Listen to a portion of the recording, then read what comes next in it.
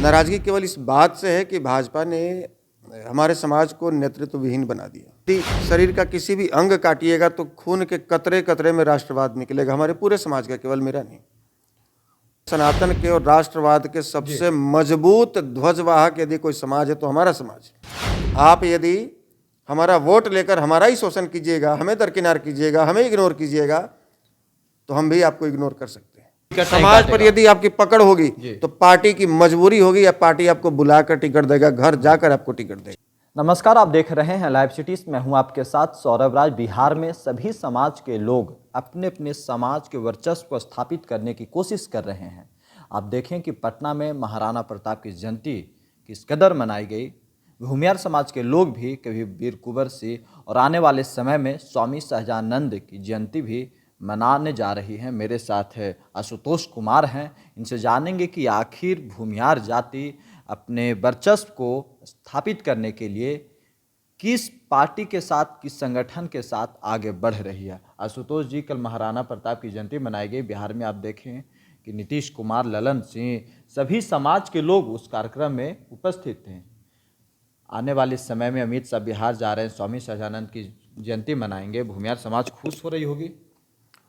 देखिए, सबसे पहले तो महाराणा प्रताप जी की जयंती के बारे में कहना चाहेंगे कि ये राजपूत समाज की उपलब्धि है जी, कि उन्होंने अपने समाज में एकता कायम रखा है और आज बड़े बड़े नेता, मुख्यमंत्री हर साल जी, महाराणा प्रताप की जयंती में जाते हैं, जैसा कि कल भी देखने को मिला।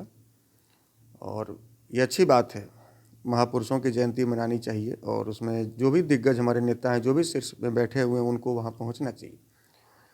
और बात रही स्वामी सहजानंद सरस्वती जी की जयंती में अमित शाह जी के आगमन की जो बात हो रही, तो ये तो हमारे समाज के युवाओं का निरंतर संघर्ष का परिणाम है कि पहली बार हमारे समाज के किसी विभूति के जयंती में अमित शाह सरीखे बड़े नेता शामिल हो रहे हैं। तो भाजपा का तो शुक्रिया अदा करना चाहिए आपको।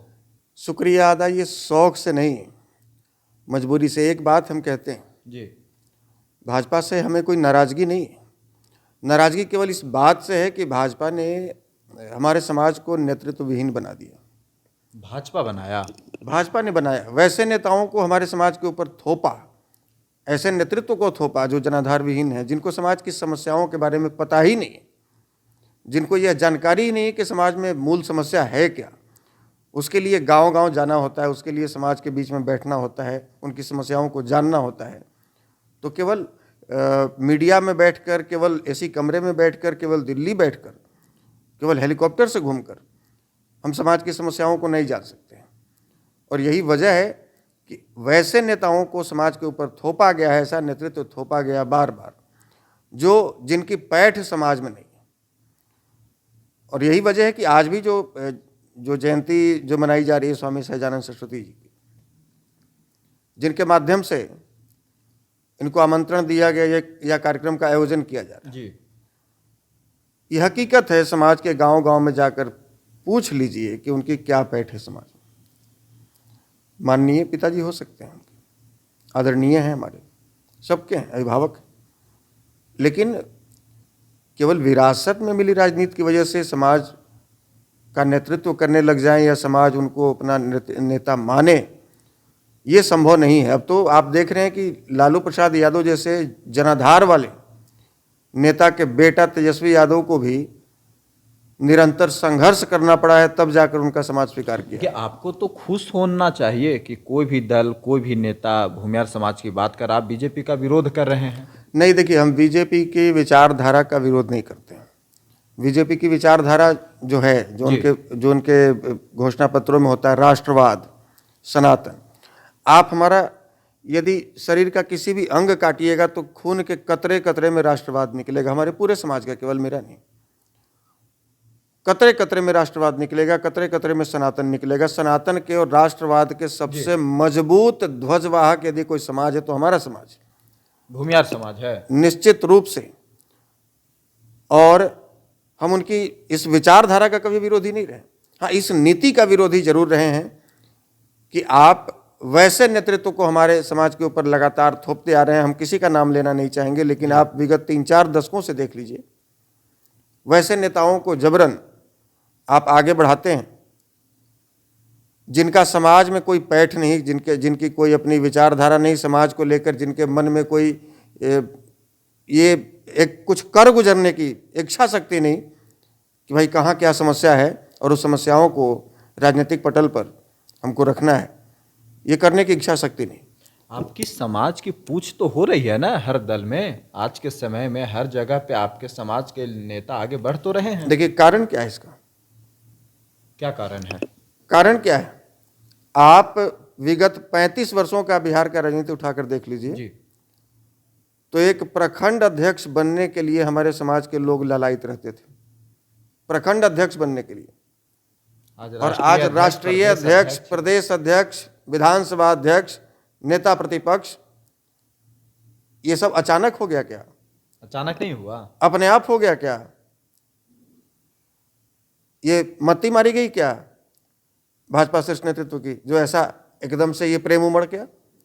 ये क्या प्रेम क्या नहीं करना पड़ा? ये प्रेम नहीं उमड़ा है, तो ये डर है, भूमिहारों का डर है, ये दबाव बनाया गया है। और भूमिहार युवाओं ने जो विगत 8-10 वर्षों से मुखर होकर अपने अधिकार के लिए आवाज उठाया है जी, और यह चुनौती दी है कि हम किसी के बंधुआ नहीं है। आप यदि हमारा वोट लेकर हमारा ही शोषण कीजिएगा, हमें दरकिनार कीजिएगा, हमें इग्नोर कीजिएगा, तो हम भी आपको इग्नोर कर सकते हैं। और इस बात का डर बैठा है मन में, तभी तो दिल्ली के अखबार में भी छपा कि भूमिहारों की नाराजगी पर भाजपा में मंथन। तो ये अचानक अपने आप नहीं हुआ है, अपने आप ये प्रेम नहीं उमड़ा है। मुझे ऐसा लगता है कि आपके समाज के लोग छितर बितर रहते हैं, एक साथ एक जगह पे वो खड़े नहीं रहते, एक साथ किसी के साथ नहीं रहते हैं। देखिए ये तो सब समाज की बात है, सभी समाज में ये चीज है। जी हाँ, आप राजपूत समाज के देखिए, राजद में भी हैं, जेडीयू में भी हैं, भाजपा में भी हैं, कांग्रेस में भी हैं।